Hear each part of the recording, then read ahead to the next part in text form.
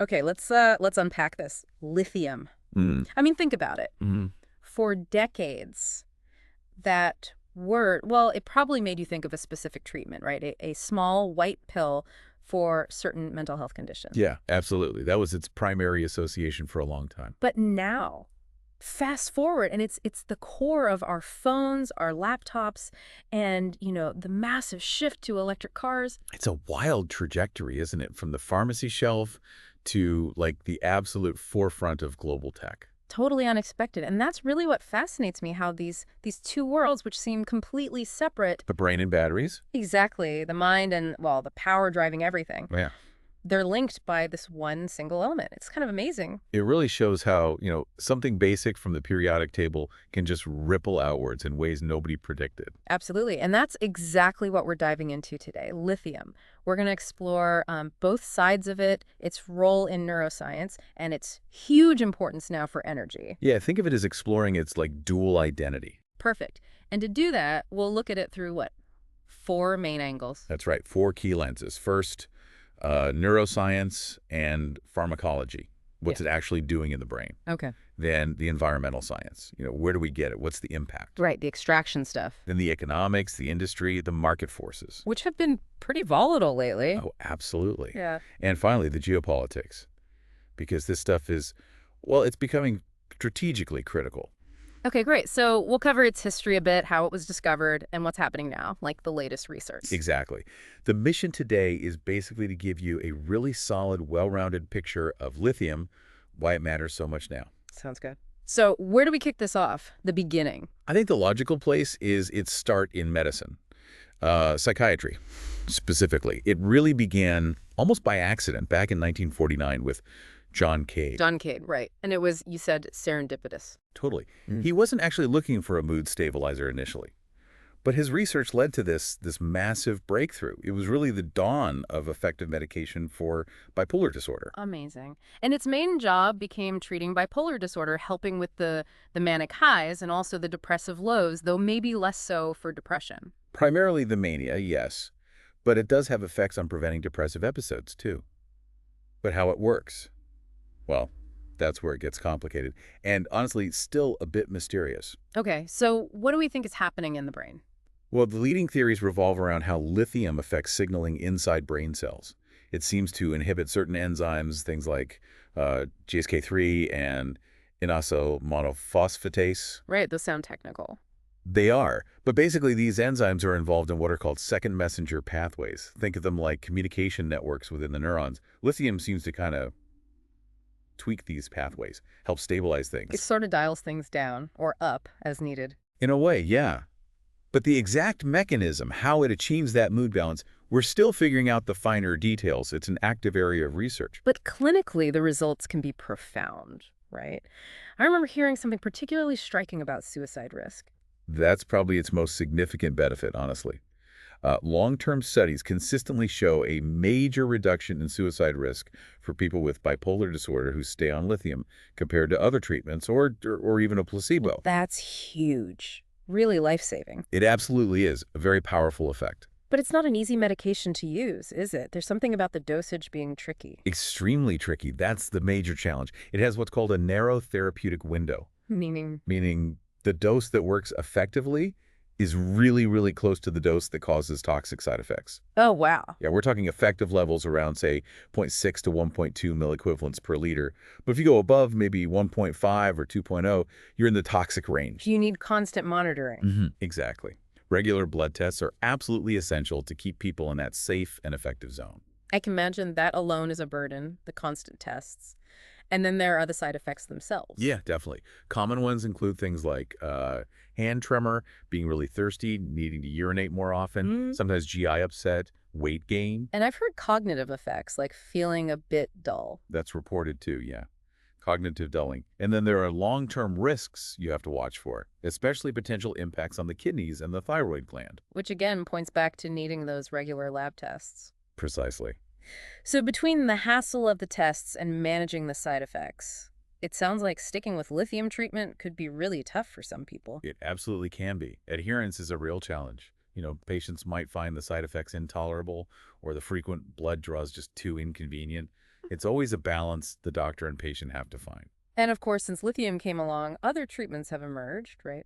Other mood stabilizers. Oh, for sure. Over the years, we've seen drugs like Valproate, lamotrigine, and some of the atypical antipsychotics like quetiapine become very common. And even newer things, like ketamine. Exactly. Ketamine infusions, different types of brain stimulation, neuromodulation.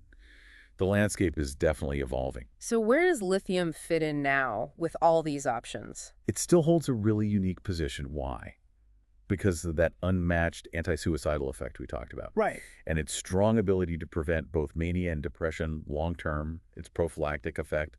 No other treatment has quite replicated those specific benefits as consistently. So it's still a cornerstone treatment despite the challenges. Very much so. And research is ongoing, too. People are looking for alternatives, sure, but also ways to make lithium work better or have fewer side effects. And you mentioned something earlier, linking this to the environmental side, like new extraction methods. Yes, that's a fascinating crossover. Some university teams are engineering ways to get lithium, say, from geothermal brines, using electrochemical methods. The idea is potentially lower environmental impact, fewer chemicals. Interesting connection. And in psychiatry itself, precision medicine. Yeah, trying to figure out who is most likely to respond well to lithium. And also exploring other things like low-dose psychedelics as maybe adjuncts, add-on treatments. Still early days for some of that, though. So the lithium story in the brain is definitely not over. Not at all. I mean, 70-plus years, revolutionized bipolar treatment, saved countless lives. It requires care, monitoring, absolutely. But nothing else has quite matched its unique chemical impact on the brain. Okay, so a truly profound impact there. But like we said at the start, that's only half the story now. Let's shift gears. The environment. Where does all this lithium for batteries come from? Right. So for batteries, the lithium mainly comes from two sources. Brine deposits, which get evaporated, and hard rock mining. Very different processes. Okay, walk us through the brine method first. Where does that happen? Mostly in South America, and what they call the lithium triangle. That's parts of Chile, Argentina, Bolivia, also some in China. And what's involved? Essentially, they pump this salty brine, which is rich in lithium, from underground into these huge shallow ponds, acres and acres of them. Okay.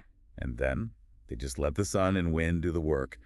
Over many months, the water evaporates, leaving behind more concentrated lithium salts.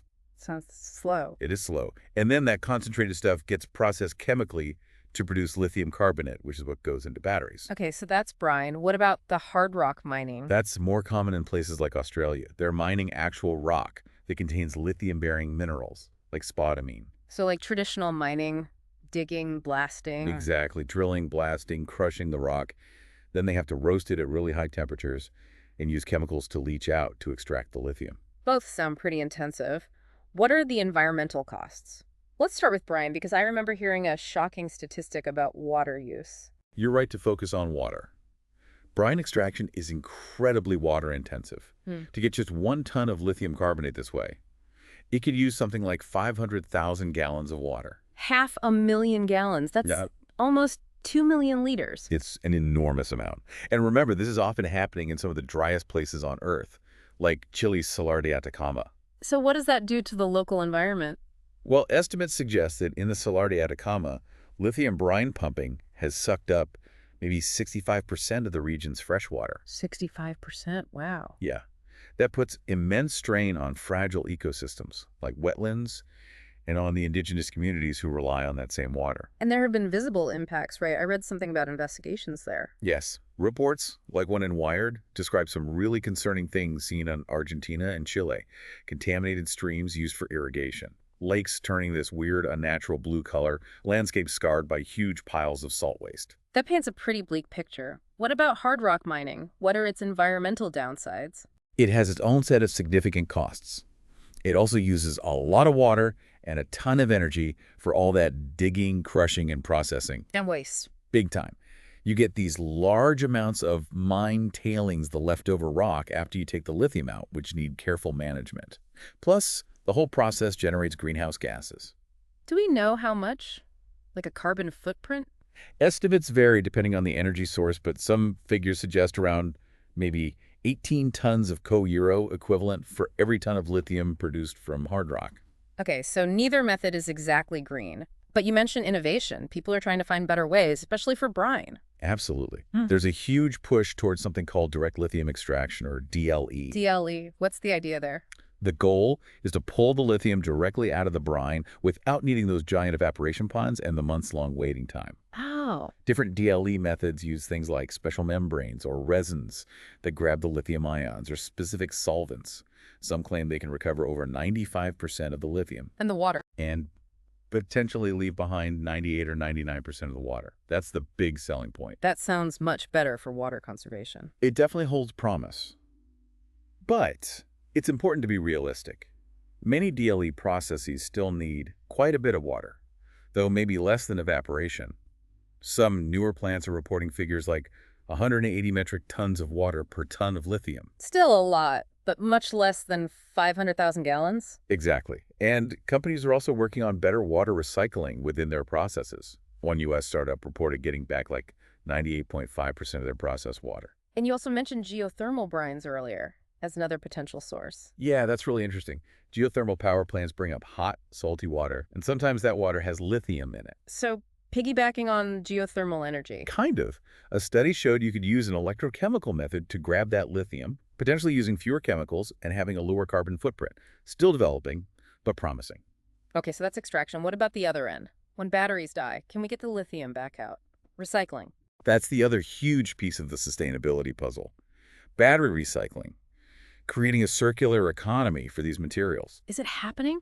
Are companies doing it? Yes, big players like Nissan, Volkswagen, Renault, they all have pilot recycling plants running. They're trying to recover not just lithium, but other valuable metals like cobalt and nickel too. But what's the scale right now? Are most batteries being recycled? Sadly, no. The current global recycling rate for lithium-ion batteries is still really low. Estimates are around just 5%, maybe even less. Only 5%. Why so low? It's partly cost. It can be expensive to collect and process them. And it's technically challenging to safely separate all the different materials inside a complex battery pack. But the potential is huge if we could scale it up. Massive.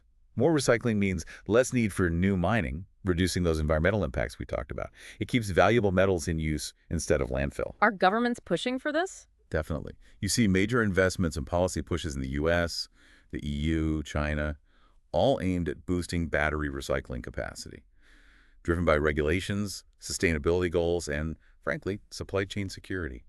So, wrapping up the environmental picture, big impacts now, especially water and dry areas, habitat disruption, but there's hope from technology. That's a good summary. Yeah. Yeah, the current impacts demand careful regulation, thorough environmental studies before projects start. But DLE, geothermal sources, and especially scaling up recycling these, offer a path to making lithium use more sustainable.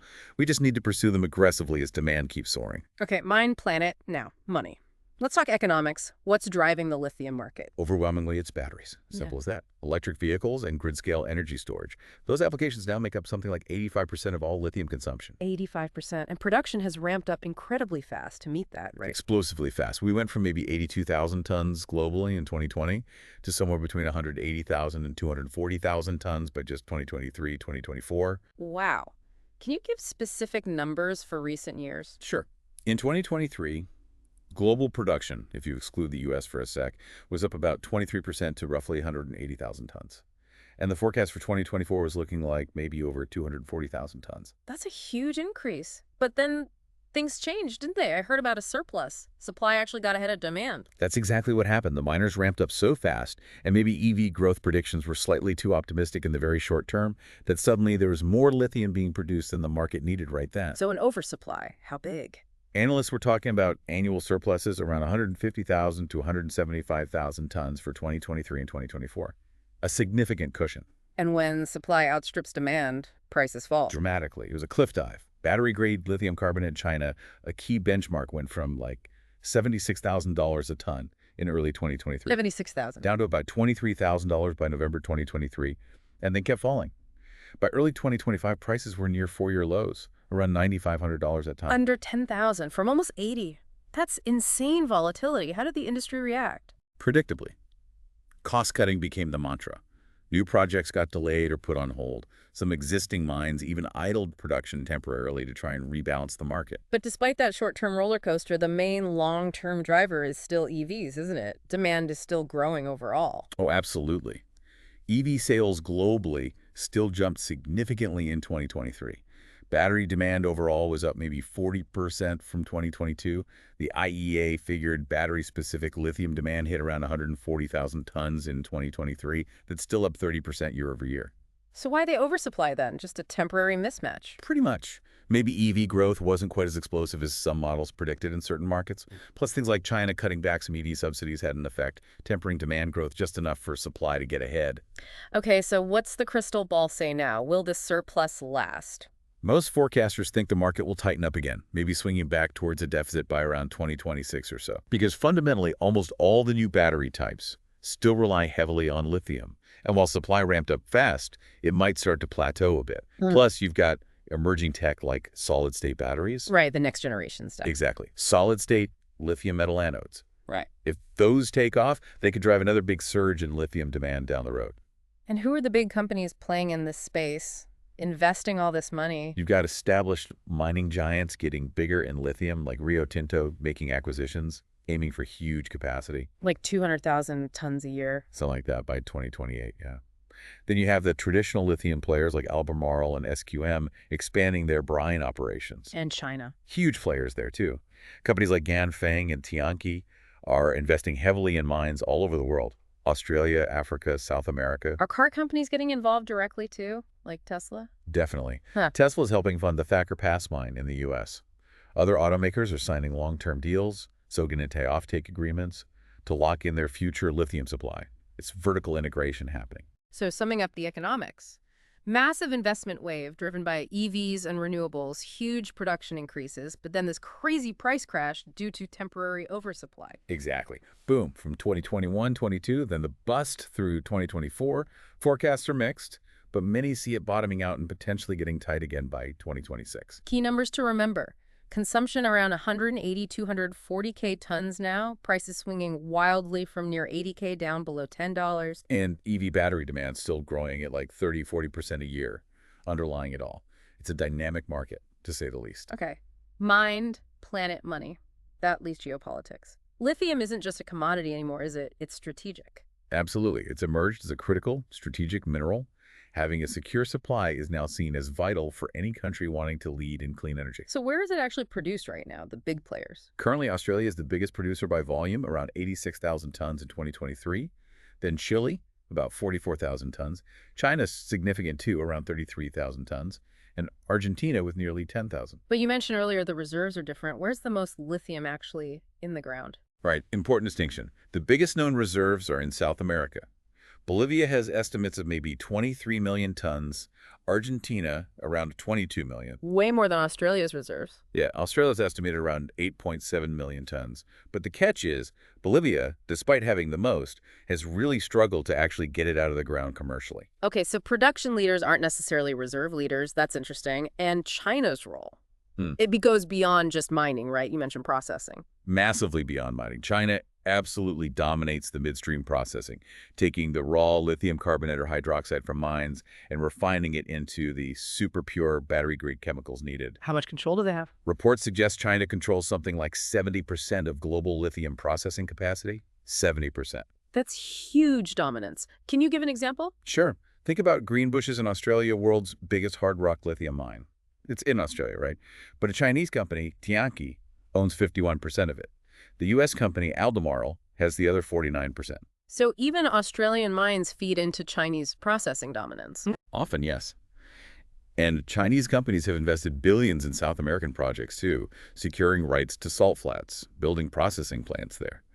This control over processing gives China immense leverage over the entire global battery supply chain. It sounds like the OPEC of lithium, almost, but for processing. It's a powerful position, yeah.